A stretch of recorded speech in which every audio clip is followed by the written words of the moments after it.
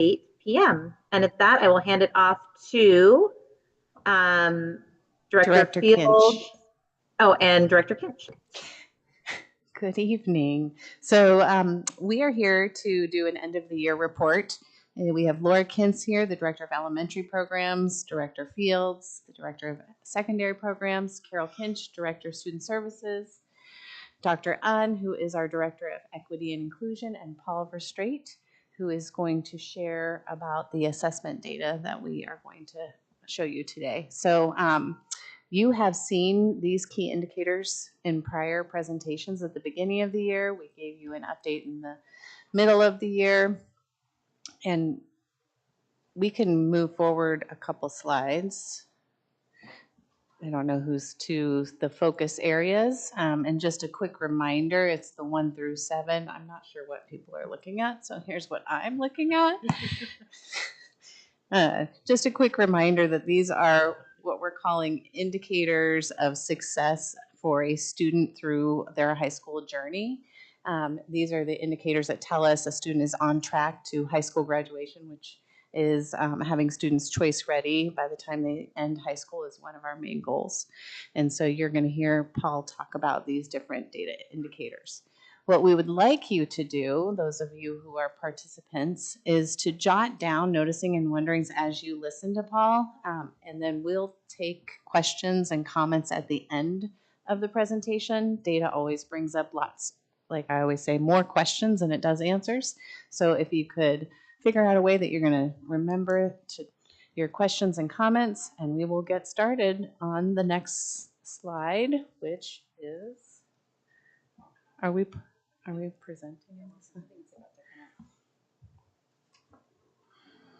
Everybody on slide 4.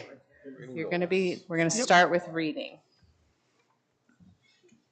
If we are all on the slides while we're waiting for them to present, before we look at the data, I am going to be starting to talk about reading. And our reading and math data, we look at specific grade levels right before they move on to the next type of instructional environment, checking to see whether or not they have a firm grasp of the academics before they move on to the next environment. So, you know, from 3rd grade until into the upper elementaries, we're talking about reading, learning to read, to reading to learn, switching into 5th grade right before moving into 6th grade, into the middle school, 8th grade right before they move into the high school. And then we do have data on graduation at the end, but, you know, it's always a little bit later. So we're going to kind of talk briefly about it at the end, the informal numbers that we have at the end, and we'll get the official report from the state at the end of at the beginning of January of next year. So I'm talking a little bit to see whether or not the presentation is going to happen, or if we're just going to click our way through it.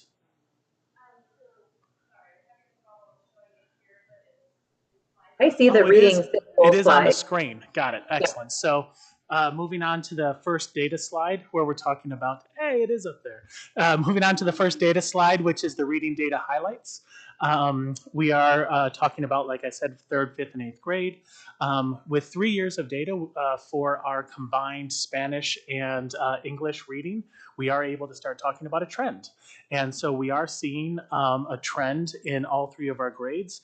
3rd grade, our trend for students who are on grade level is slightly decreasing.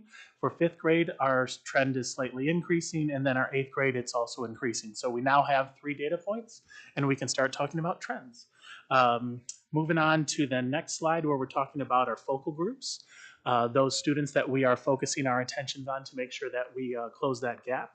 Talking about our underserved races and ethnicities, that means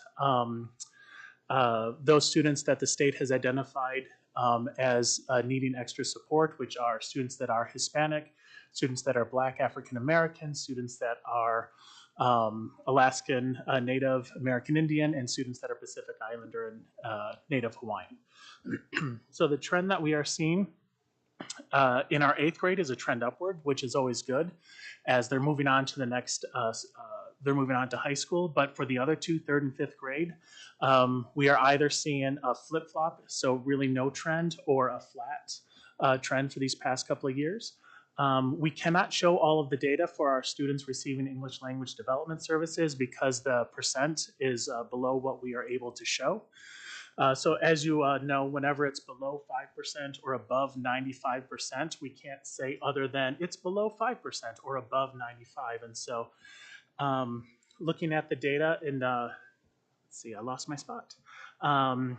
Students in third grade receiving ELD services, it is going up while our overall population in third grade is slightly down. The percentage for fifth grade ELD is too small to report publicly, but I can say that it went from below 5% to further below 5%. That is the most that I can say at this point about it. Our eighth grade ELD has remained flat within the last year's data, but last year's was below 5%, so we can't report it. Moving on to math now. Math, we are focusing on fifth and eighth grade. The data for math, we have more years for math than we had for our reading, because reading, we recently combined Spanish and English reading, whereas we've had math already for at least 5 years. And so we see a wonderful upward trend in our fifth grade. I'm just going to say that that is a wonderful thing to see. Math has always been one of our harder subjects. And as you know, as I've been reporting for the many years now, that that is one area where we do want to see growth, and we are. Our eighth grade, however, it is, I would say, stable-ish, as it is staying at about the same. Moving on to our disaggregated data, we are also seeing our math data for our students identified as underserved races and ethnicities remain steady for our fifth grade, with our eighth grade continuing a downward trend, and we are now only slightly above where we were in 2021-22. I cannot say much about our students receiving ELD services, as we have only just this past year risen above 5%. However, we have risen above 5%, which does mean that we have growth. Moving on to attendance. Attendance is, yes? Oh, I'm terribly sorry. We're moving on to the attendance SIP goals one. So slide 10. Terribly sorry. I will start doing that. Thank you so much. So we are on slide 10, which is the regular attendance SIP goals. So for attendance, we look at kindergarten, 6th and 9th grade, which means we are now looking at them after they make the shift into a new environment. So kindergarten, after we welcome them into our elementary schools. 6th grade, after we welcome them into our middle schools. And 9th grade, after we welcome them into our high schools. And so next slide, moving on to the actual data itself. We are continuing our trend upward from the trough of our data several years ago after the pandemic. So, and this is true for our kindergarten, that we now have students entering our system that did not have that initial effect of COVID and the impact that it had on our attendance during that time. Let's see. Our 6th grade saw a slight downward turn this year as compared to last year for our regular attenders. We cannot say as of yet if this is a new trend or an aberration in that upward trend for the past 2 years. And the same can pretty much be said for 9th grade, where I can't say anything about a long-term trend. Moving on to the next slide, looking at our underserved races and ethnicities. We saw an overall, the same overall upward trend for our kindergartners identified as underserved races and ethnicities. For 6th grade, we have seen a constant increase in the students attending regularly for the past 5 years. While the overall student population had fewer regular attenders this year as compared to last year, in contrast, our students identified as underserved went up. 9th grade students identified as underserved saw a slight decline this year. And again, I can't say if that's the beginning of a new trend or if it's just a slight aberration from the upward trend. Looking at our students, next slide, slide 13, our students that are receiving English language development services, the regular attender rate for our students receiving ELD services is showing a relative upward trend over the past 4 years, with some outliers, like last year's 6th grade and 9th grade this year as compared to last year. But for the most part, we are seeing a relative upward trend. Moving on to the next slide, this is when we're going to start talking about our safe and welcoming school. The 2 data points I'm going to be showing are going to be those data points around office discipline referrals, as well as whether or not a student has a trusted adult in the building. So with moving on to the next slide, for office discipline referrals, this is where I need to say that the title is a little bit misleading. Although we are counting office discipline referrals, we are counting the number of students that have only been referred once to the office for disciplinary reasons, or not at all. So that percent is the percent of students either never referred or referred at most one time to the office for discipline, which means a higher number is always better. And so this past year, we saw 95% of our students and 94% of our students identified as underserved races and ethnicities not receiving more than one referral. This last year reverses a downward trend, but as always, we cannot confirm that it is a new trend until we see another couple years of data. Moving on to the next slide. We have many data points we collect on whether or not students feel that they have an adult in the building that they can trust. There are a couple of different surveys we use. The one that I'm presenting today is from the Student Health Survey from OHA. The goal of these types of questions are to ensure that students feel that there's at least one adult in the building they can go to with problems or concerns. The Student Health Survey has traditionally been collected every other year, but moving forward, this will be collected every single year. We schedule ours sometime between Thanksgiving and winter break.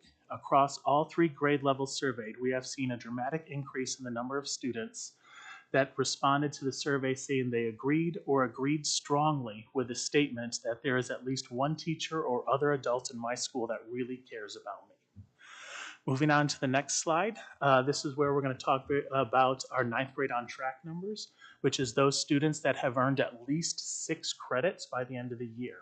And it's considered on track because you need 24 to get the Oregon diploma.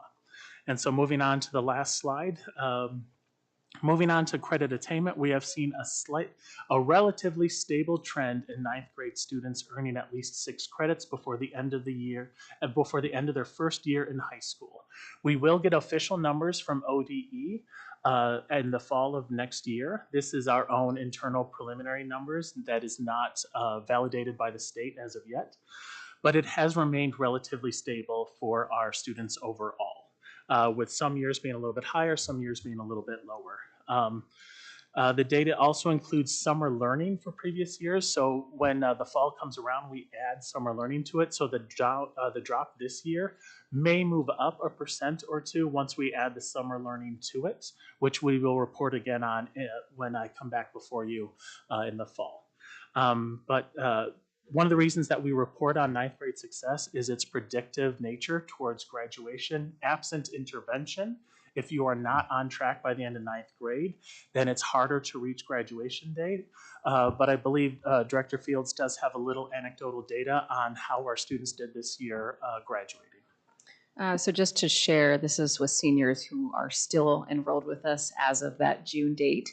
So I want to be clear about that, but of students that were in front of us at the 2 comprehensive high schools, we had 8 students who didn't walk at Tigard and 11 who didn't walk at Tualatin. So you just think of the size of the class, pretty good numbers overall. I believe it was 4 of 8 and 5 of 11 are students that are receiving MLE support. Some of those students being just moved here with maybe 5 credits. So the story of those students are vast and far in between. Some will be just through summer and will finish. Some need a full 5th year. But it was about 19 students between both comprehensive schools that didn't walk. And I think that's the end of our sort of quantitative part. And so we'll open it up to the board and to those participating to share out noticings and or wonderings that the Core 4 are happy to respond to.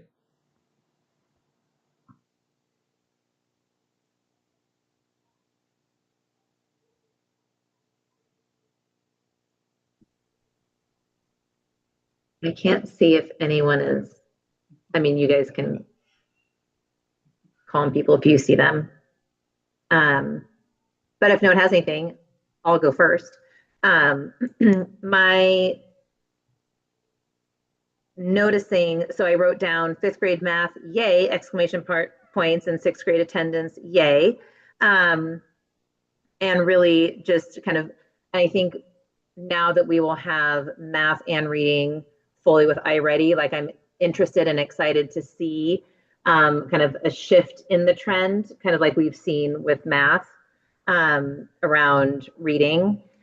And then I'm wondering with those 3rd grade focal groups, some of those areas where there seems to be sort of a downward trend, if there are stories, right, the qualitative sort of deep dive into why, like what indicators there might be within some of those numbers? And then are there plans for sort of additional levers to sort of reverse that trend? Those would be my noticings and wonderings.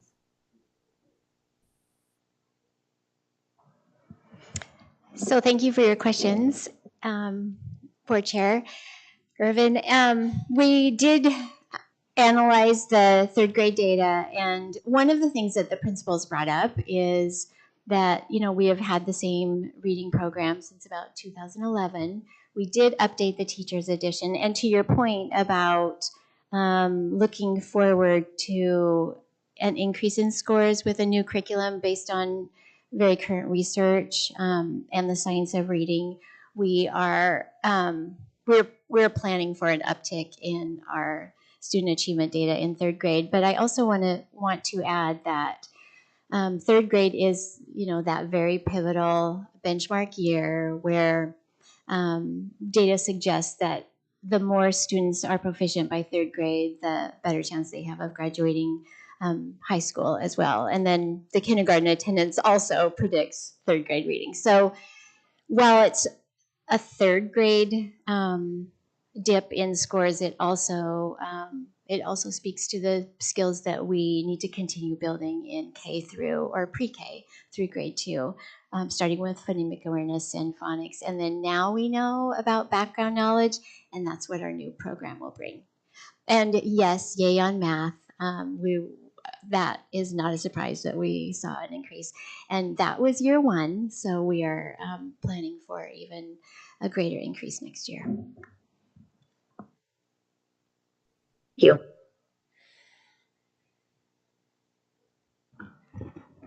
One of the things I was really pleased to see was the office discipline referrals. I hadn't thought of it in that way before, and so it was really nice to see it as 95% of our kids have either never been to the office or only been once, which means 5% of our kids have been more than once. But then also in our underserved, it's 94%. And so we have achieved essentially equity in our office referrals, 1% off. And it's nice to see it in a positive way. And it's nice for the reminder that, yeah, 95% of our kids are doing just fine. We need to help the 5-6% that are having to go to the office more often. But overall, it's really encouraging data. And I think our various teams need to be congratulated for helping our kids get to this point. Just a few connections is if you looked at our tiers of fidelity data too, of whether we put a lot of effort in, especially middle school and elementary school, into getting our PBIS systems back on track, and they're really high. Like in PBIS world, these numbers are pretty remarkable. And when you look at our SIPs next year, you'll see that our schools will be looking at disaggregated groups of students, and that some, you know, we need to do a little bit more work. We know it's not all perfect for every population out there, but the schools have done a lot of work to create that climate and culture, and it's showing. So it's very exciting. And I want to add to Zinnia brought this up. Zinnia shared this at the first semester check-in, but if we have students who are coming to school and staying in the classroom, not in the office, and feeling like they belong, we can teach. And so just that we should continue to see that improvement in academic outcome with this improvement in climate and culture and belonging. And I do want to say, if you recall, when I presented to you all mid-year, that when it comes to our major office discipline referrals, we were on track to be about the same. If you add up every office discipline referral, we were going to be about the same or higher. Whereas in quarter 3, we went from 1,600 last year to only 1,300. Office discipline referrals across the district this year, and 1,600 last year in quarter 4 to only 1,373. So it was a major shift at the end of this year that kept those numbers down from previous years. And I'm sure there's a correlation there with the increase in the number of students reporting that there's a trusted adult in the building who cares about them. And those two can't work in silos. They're clearly working hand in hand. Yeah, just a shout out to the high schools because those number 83%, I don't know if we've ever seen that number. So I don't actually know exactly. I'll be curious to hear from the high school staff what they think is contributing to that number, but that was a really high number. So you guys know what I'm gonna say already. What are we doing for our ELD students? I mean, less than 5%. We're not able to quantify their data. That's worrisome to me. I would agree. And I think one of the things that we did this year was to do a very deep dive systems health check related to the areas that we know our systems has a gap on. And the three areas that came up were instructional expertise, program services, and then family dialogue, communication, and engagement. And so when we were able to do that, you know, as you have shared multiple times, Vice Chair, the quantitative data shows where we have the gaps, where to look. Our systems health check gave us a very clear focus, and so with that systems health check, a lot of the work that we did at the core 4 was around tier 1 instruction. So onboarding our administrators on what does that look like to integrate ALP standards and also content standards. So we're building off of that, and as you'll see in the SIPs, we're also having the progress that you make is what you measure, right? And so we're keeping a tone on that, a focus on that, as well as you know, one of the things that we are trying to build is infrastructure for how students are doing. So in program services, we're defining progress monitoring so that we are more dynamic in understanding where students are at in their program, but then also in their academics, which is getting focused on our indicators that we're sharing right now. Yeah. I was just going to add one piece. So, and I can share this with you as well, but in our closing session with administrators, we just reinforced that one of our main focus is around MLE, every teacher being a language teacher. And to do that well is aligning with teacher clarity. And so that's a piece we're really leaning in. We co-constructed with admin this year. We finished domain 1 and 2 of 5Ds. And I'm just trying to kind of how we're bringing tier 1 instruction into focus with this is we have a calibrated observation look for tool that embeds clarity of instruction for MLEs that they should be looking for in the classroom. So that's embedded in the observation tool already and calibrated across K-12, aligning to the policy that we just passed around communicating student learning. The fundamental of that around grading practices is teacher clarity.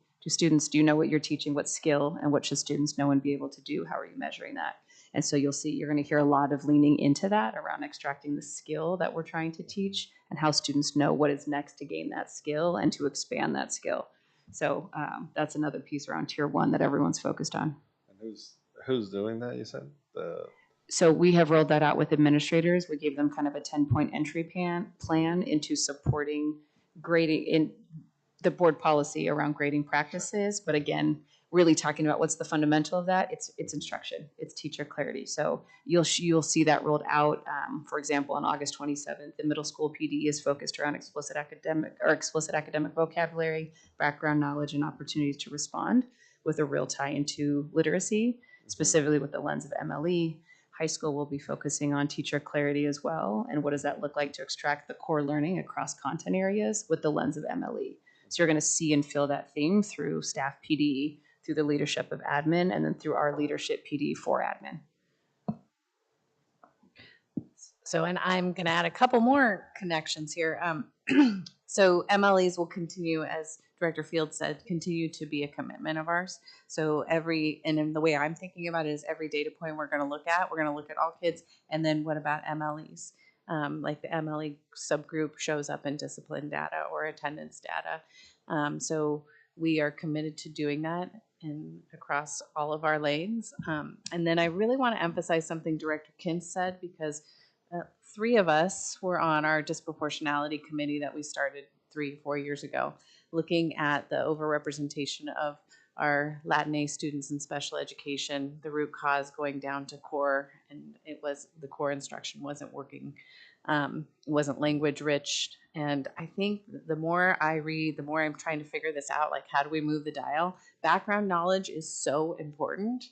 And we haven't really, until now, we haven't really been talking about it. And we talk about strategy instruction or phonics, and all of those things are important, but background and knowledge is more important than I think we've thought, that we've given it enough attention. So I'm super excited about our new curriculum and the focus on background knowledge, and hope that that begins to make us see a change in the outcomes. Okay. The new curriculum is heavy on building background knowledge. Is that Yes, that's exactly what I was going to add to Director Kinch's comments. So on August 27th, and just like we did in May, when we had our very first professional development from Amplify on CKLA and Caminos, which is one of the state-approved programs that focuses on background knowledge. Our ELD teachers were invited and attended those trainings, or the first training, and then they will come on August 27th again. And then with the integrated ELD model, they'll be involved in the planning and the classroom instruction of this new curriculum of literacy, reading, writing, and listening and speaking. Have we thought about what key performance indicators are we going to use to measure the progress within the year? As far as like the assessment, which assessment tool are we going to use? Well, yeah, so the assessment is a postmortem of what has been learned, but what are the key performance indicators that we're going to use to measure if we are doing an effective job of actually doing the integrated ELD, or building that background knowledge, or assessing for vocabulary and language? Like, yes, we do the test, and then it shows us yes or no, we did a good job or we didn't. But before that, there should be some kind of measurement, like you were saying, a walk-through tool, right? And if the teachers or if the administrator is not seeing what they need to be seeing, then what are we doing to correct it? So I'll just add, this summer we are preparing in work group sessions, not just the assessment piece, but our focus areas for instruction, and how to attend to any bias mitigation within the program. Also, how to pull out and make more explicit the phonics and the science of reading instruction, just like we are aligned with middle school and high school as far as opportunities to respond in vocabulary instruction. And also, our elementary administrators are also in the look-fors with the 5Ds and the clarity and focus for learning.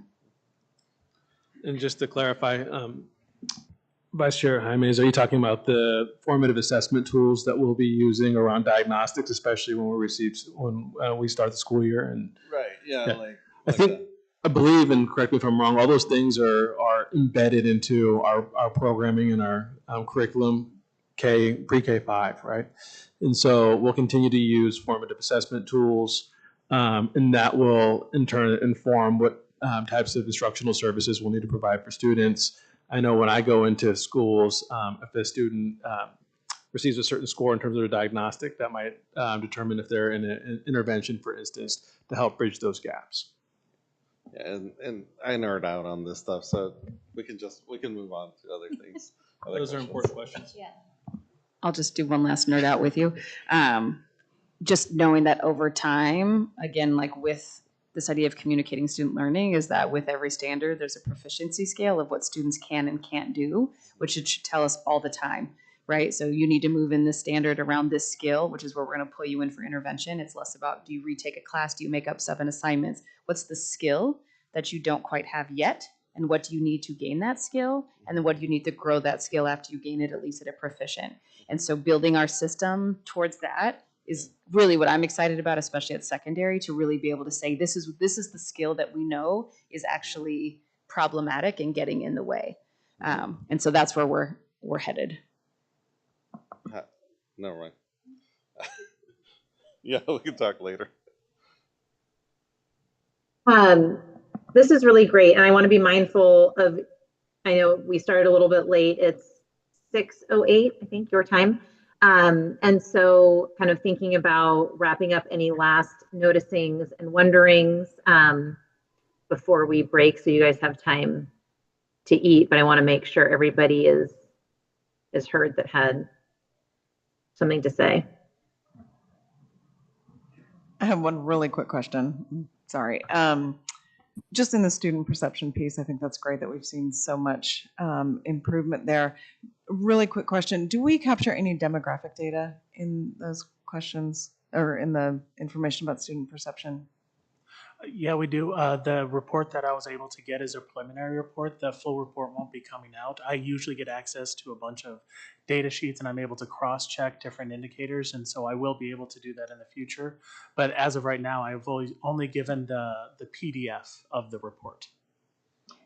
But of course, we always have a little bit more information for you. We actually had a work group today. Paul and I were, because what we would like to do, we aspire to do, in addition to the required surveys, is to have a survey. It would take the place of our PBIS survey that is locally made, and we would use K-12. Each level would have maybe slightly different ones, and we'd give the survey 3 or 4 times a year and get it down to the teacher level, so teachers can actually take actions to improve the way their students feel in their classes. So we'll share more about that. We're just in the beginning stages.